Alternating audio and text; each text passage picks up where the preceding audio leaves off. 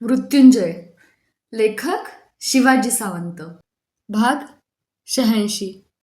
शेकडो अलंकारभूषित दासींचा तांडा कलकलत द्वैतवनाकडे निघून गेला.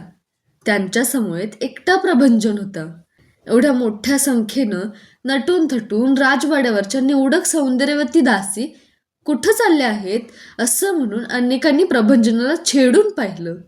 त्यानं काहीतरी उत्तर देऊन सर्वांची तोंड बंद केली. पण महाद्वारात सकाळची आन्हिका आटोपून परतणाऱ्या पितामहांशी त्याची गाठ पडली. त्यांनी विचार न करताच सत्य सांगावं लागलं, पण ते त्यानं कौशल्य साधून सांगितलं. द्वैतवनात जलक्रीडेसाठी जात आहेत त्या. ग्रीष्माची उष्णता असह्य झाली म्हणून युवराजांनीच त्यांना तशी आज्ञा दिली आहे. मग त्यासाठी द्वैतवनच कशाला पाहिजे? जा, दुर्योधनाला माझी सत्वर भेट घ्यायला सांग. पितामहांचं वय झालं होतं. दोर जळला तरी अधिकाराचा पीळ काही जळला नव्हता. त्यांनी दुर्योधनाला बोलावून घेतलं. दुर्योधन, वाड्यावरच्या निवडक दासी कुठं चालल्या आहेत? दुर्योधन समोर जाताच त्यांनी पांढऱ्या भुवया उंचावून सांगितलं. जलविहारासाठी द्वैतवनात. द्वैतवनच का निवडलं आहे त्यासाठी? खांडवन आणि वारणावत चाललं नसतं काय? तसंच काही नाही, पण तिथं एक एक वेळ पूर्वी जलक्रीडा झाली आहे. द्वैतवन सर्वात अधिक निसर्गरम्य आहे म्हणून या खेपेला ते निवडलं आहे. लक्षात ठेव, त्या वनात पांडव वस्तीला आहेत. त्यांची कुरापत काढण्याचा दुर्बल प्रयत्न करू नकोस. नाहीपेक्षा द्यूतानं भडकलेला भीम त्या सरोवरातच तुला जलसमाधी देईल. जा, सांभाळून राहा. खांदे उडून दुर्योधन त्यांच्या निवासातून बाहेर पडला, ठोचकरला गेलेल्या भुजंगासारखा. त्याचं रक्तवर्णी मुख शंखांच्या अगणित जाळ्यांनी, कमलवेलींच्या माजलेल्या मुळ्यांनी सरोवर झाकलं जातं तसं झाकून गेलं होतं. हिरवट गहारे डोळे सरासर रंग पालटू लागले होते. का? काय झालं? तो अस्वस्थ झालेला पाहून मी त्याला साशंकतेनं विचारलं. आता या वृद्धावस्थेत जपजाप्य, दानधर्म आणि पूजा अर्चा करायची सोडून या पितामहांचा जीव त्या पांडवांभोवतीच का घोटाळतोय तेच समजत नाही. भीमाची दहशत घालून त्याच्या वाटेला सुद्धा जाऊ नकोस असं त्यांनी मला तीव्र शब्दांत ऐकवलंय. नाहीतरी त्यांच्या मनाचा कल नेहमीच पांडवांकडे होता. आहे आणि राहील राजा म्हणून तुला स्वतःचे असे काही निर्णय आहेत की नाहीत? कर ना. दुर्योधन एकदा ठरवितो ते अंतिम असतं. मग मार्गात मृत्यूचा मुक्त संचार असला तरी त्याची पर्वा नाही. अरिष्टसेन, अश्वसादांना गुप्त मार्गानं राजवाडा सोडून द्वैतवनाकडे दौडायची आज्ञा दे. त्यानं शेजारी उभ्या असलेल्या अरिष्टसेनाला हात द्वैतवनाच्या दिशेनं उंचावून आज्ञा केली. मान नमून अरिष्टसेन धावतच अश्वशालेकडे निघून गेला. राजवाड्याच्या गुप्त मार्गातून बाहेर पडलेले 400-500 अश्वसाद धनछडी पक्षासारखे एका रांगेत दौडताना क्षणार्धात आम्हाला सौधावरून दिसू लागले. घोड्यांच्या चैतन्यमय खुरांनी उधळलेला धुळीचा लोट टळटळीत उन्हात गंगेच्या दिशेनं एक दीर्घ लोळ उमटवून अवकाशात अदृश्य झाला. आम्ही राजवाड्याचे सोपान उतरून खाली आलो. दुर्योधन आपल्या अश्वाचा आणि मी माझ्या प्रिय वायुजिताचा वेग हाती घेऊन दोघंही एकदमच त्यांच्या पाठीवर एका झेपेत स्थिरावलो. प्राकाराबाहेर पडताच आम्ही त्यांना वायुगतीनं उधळणार होतो. वायुजित आपल्या मानेला राजहंसाच्या मानेसारखं एडदार वळण देऊन पहिल्या प्रहाराच्या कोवळ्या किरणांना नम्र अभिवादन करून आपल्या स्वामीसाठी जणू तयारच होता.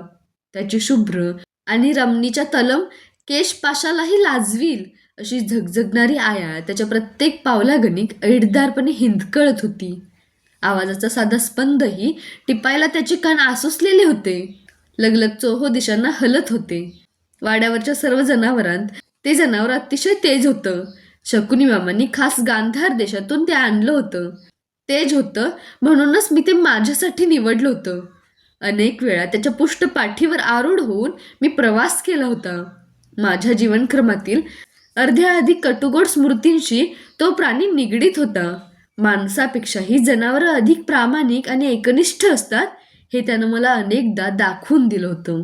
एका लयीत मंद मंद पावलं उचलीत हिंदकळत तो वाड्याच्या प्राकाराबाहेर मला वाहून नेत होता. आपल्या कक्षाच्या गवाक्षातून माझं प्रयाण कुठं चाललं असावं याचा विचार करीत माझ्याकडे पाहणाऱ्या सुप्रियेचा मी मुक्तपणे डोळ्यांनीच निरोप घेतला.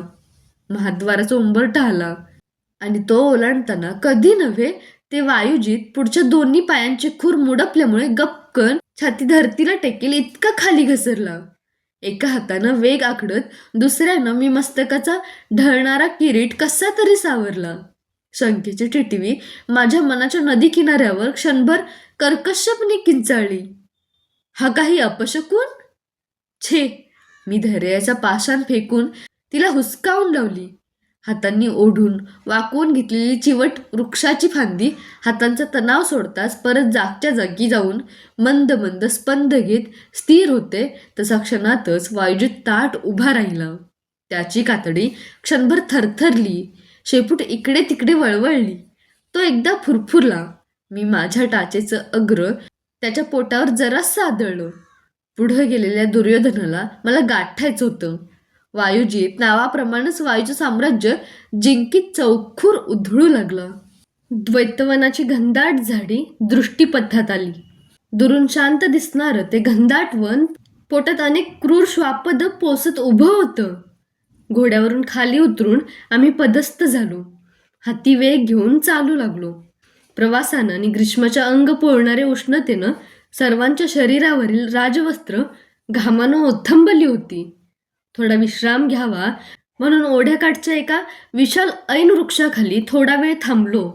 वृक्षाच्या बुंध्याला घोड्याचे वेग आखडताना दुर्योधन म्हणाला, राधेया, आपले 400-500 अश्वसात कमी पडतील असं नाही का वाटत तुला? आपण युद्धासाठी आलो नाही. आज सरळ सरळ द्वंद्व होईल. एकाशी नाही 5 ओढ्यात उतरून ओंजळीतून थंड पाण्याचा शिडकावा तोंडावर घेताना मी उत्तर दिलं. ओढ्यात पहिलं तीरावरून ओढ्याचं उथळ पाणी घुसळत एका घोड्यावरून प्रभंजन आमच्याच दिशेनं धावत येताना आम्हाला दिसला. कसल्या तरी महान भयाच्या छटा त्याच्या घोड्याला पिटाळताना होणाऱ्या लगबग चंचल हालचालींमधून स्पष्ट दिसत होत्या. जवळ येताच खालीही न उतरता तो वेग आणि श्वासोच्छवास दोन्ही एकदम आखडीत ओढ्याच्या मध्यभागी उभा राहून तिथूनच भीत भीत ओरडला, महाराज, वनातल्या सरोवरात गांधर्व स्त्रिया पूर्वीच क्रीडा करत आहेत. त्यांची आणि आपल्या दासींची सरोवराच्या काठी झोंबाझोंबी चालली आहे. कुणीच कुणाला आटोपत नाहीत. चल प्रभंजन, तू पुढं हो, आम्ही येतोच. हात उंचावून दुर्योधनानं त्याला मागं पिटाळला. आमची घोडीही ओढ्याचं पाणी कापत द्वैतवनाकडे धावू लागली. वाटेवर पुढं आलेल्या लतावेली आमच्या उघड्या दंडांवर सपासप आदळू लागल्या. प्रभंजनाच्या घोड्याच्या खुरांचा मागोवा घेत अनेक अवघड वळणं मागं टाकून आम्ही वनाच्या मध्यभागातील सपाट पठारावरच्या सरोवराकाठी आलो. समोरच्या दृश्याचा आम्हा दोघांनाही नीटसा अर्थ लागला नाही. दासी आणि गांधर्व स्त्रिया जीव मुठीत धरून सरोवराच्या काठानं रांगेत उभ्या होत्या, अवाक आणि निश्चल. पठाराच्या मोकळ्या पटांगणात हजारो गंधर्व सैनिकांशी आमच्या अश्वसादांनी घनघोर युद्ध मांडलं होतं. आपली संख्या आणि सामर्थ्य काय आहे याचा त्यांनी थोडाही विचार केला नव्हता. त्यांना तेवढा अवसरही मिळाला नसावा. गंधर्वसेनेच्या मधून एक उंच आणि देखणा सेनानायक हातातील खडग विजेसारखं स्वतःभोवती गरगर फिरवीत आपल्या सैन्याला गर्जना करून प्रोत्साहन देत होता. चित्रसेन! त्याला पाहताच दुर्योधन पुटपुटला. तो गंधर्व नायक चित्रसेन होता. द्वैतवनच काय, पण सभोवतीच्या आसमंतात त्याच्या नावाचा डिंडीम इतका पसरला होता की तो रानावनात राहत असूनही त्याच्या वाटेला कधी एखादा राक्षस सुद्धा जाऊ धजला नव्हता. आमच्या दासींनी त्याच्या प्रिय स्त्रियांना छेडून भलतीच आपत्ती ओढवून घेतली होती. शौर्यानं लढणाऱ्या आमच्या अश्वसाद चोहो दिशांनी गंधर्व सेनेकडून क्षणाक्षणाला घेरले जात होते. दुर्योधन, तू ही फळी फोड. उजव्या दिशेनं गंधर्वसेनेवर खडक उपसून धावताना मी त्याला डावी दिशा दाखविली. विचार करण्याइतकाही अवधी नव्हता. सपासप वार ओढीत मी सैन्यात घुसलो.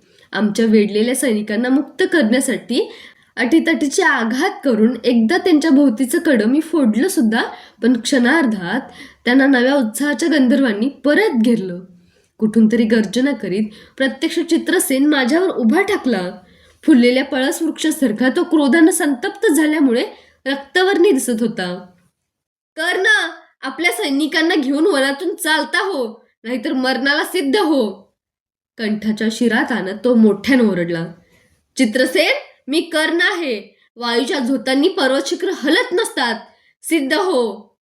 मला त्याच्या अहंभावी गोष्टीचा संताप आला. त्वेषानं तो माझ्यावर धावून आला. त्याची आणि माझी जुंपताच दोन्ही पक्षांकडील सैनिक दूर झाले.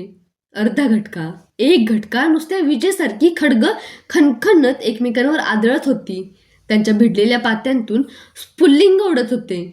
त्याचं खडक माझ्या शरीराला ठिकठिकाणी स्पर्शून जात होतं, पण रक्ताचा एक थेंबही त्याच्या जिभेला चाटायला मिळत नव्हता. पायदळीचं गवत उद्ध्वस्त झालं होतं. मध्येच थांबत, हा अभेद्य कवचाचा हस्तिनापूरचा कर्ण आहे. हा खडक युद्धात, धनुर्युद्धात, गदा युद्धात कशातही मरणार नाही. त्याला चोहोकडून घेरून जिवंत पकडा. आपल्या युद्ध पाहत उभ्या राहिलेल्या गंधर्व सेनेला चित्रसेनानं आज्ञा केली. त्याच्या युद्धाला कपटाचा वास आला. आता तिथं थांबण्यात अर्थच नव्हता. अश्वसादांनो, दासींना घेऊन परता. मी त्याच्या सैनिकांनी मला घेरण्यापूर्वीच शेपटी हलवीत गवत खाणाऱ्या वायुजिताच्या पाठीवर आरूढ होताना ओरडलो. प्रत्येक अश्वसादानं एक एक दासीला घोड्यावर घेतलं आणि माझ्या मागून दौडायला सुरुवात केली. हजारो गंधर्वांनी हातातील शस्त्र शेवटचा मारा म्हणून आमच्यावर फेकून शस्त्रांचा पर्जन्य वर्षविला. कित्येक अश्वसाद घोड्यांसह त्यांच्या अचूक फेकीमुळे थडाथड खाली कोसळले. जे सुरक्षित होते ते दौडू लागले. पुन्हा सपासप आदळणाऱ्या लतावेलींचा मारा झेलीत आम्ही वळणामागून वळण मागं टाकू लागलो. घोडे दौडत होते, धूळ उडत होती, पण माझं मन थिजलं होतं. हे रणांगणातून पराभूत होऊन पडणं आहे की प्राणभयानं मी घेतलेली ही माघार आहे, काहीच कळत नव्हतं. कोणत्या उभारीनं मी राजवाड्याबाहेर पडलो होतो आणि काय बरोबर घेऊन परतत होतो. महाद्वाराच्या उंबरठ्यात लचकलेला वायुजित म्हणजे माझ्या जीवनक्रमातील पहिल्या पराभवाची तर नांदी नव्हती. काय पराभव, पलायन, माघार.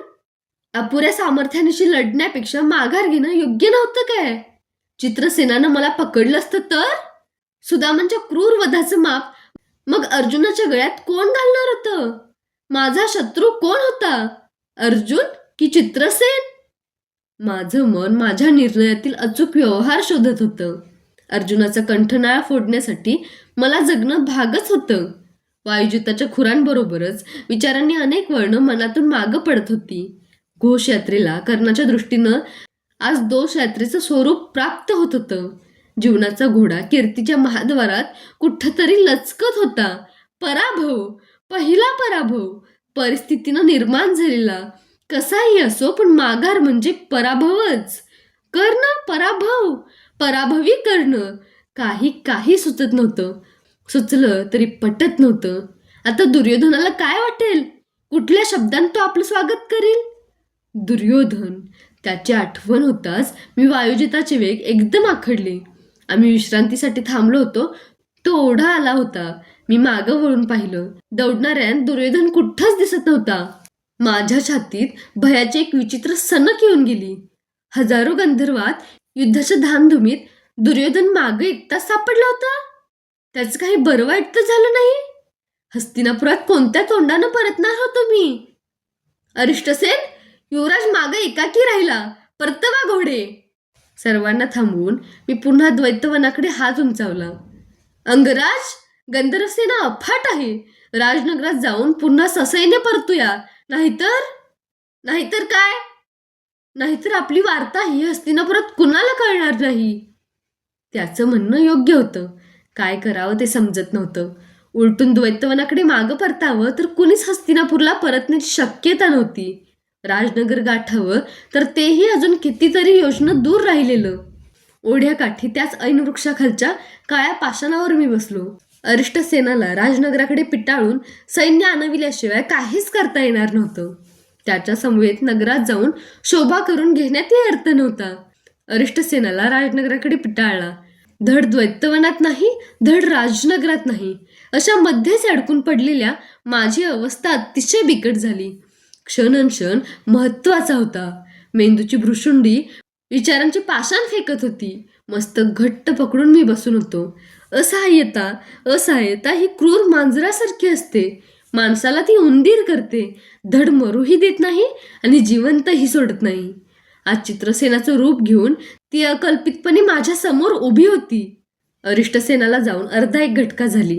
दुर्योधनाचा ठिकाणा नव्हता. आता थांबण्यात अर्थच नव्हता. उठून हातात वायुजिताचे वेग घेऊन मी एकटाच द्वैतवनात शिरू लागलो. कोणत्याही अश्वसादानं माझ्याबरोबर मरणाच्या महाद्वारात शिरावं असं मला वाटतच नव्हतं. दुर्योधनाला गंधर्वसेनेच्या हातातून मृत्यू येणार असेल तर कर्णालाही स्वतःसाठी तोच मृत्यू मान्य होता. मागं वळूनही न पाहता मी परत द्वैतवनात शिरण्यासाठी घोड्याच्या पाठीवर झेप घेतली. माझं मन आता शांत आणि बळकट होतं. कसलीच खळबळ त्यात नव्हती. मंद मंद पावलं उचलत वायुजितही जड मनानं चालू लागला. तो घनदाट झाडीतून आत घुसणार तोच दुर्योधन बाहेर आला. त्याचे दोन्ही हात रामेट्याच्या फुलांच्या चिवट वेलींनी कचून बांधले होते. आयुष्यात प्रथमच मी त्याचं मस्तक खाली गेलेलं पाहत होतो.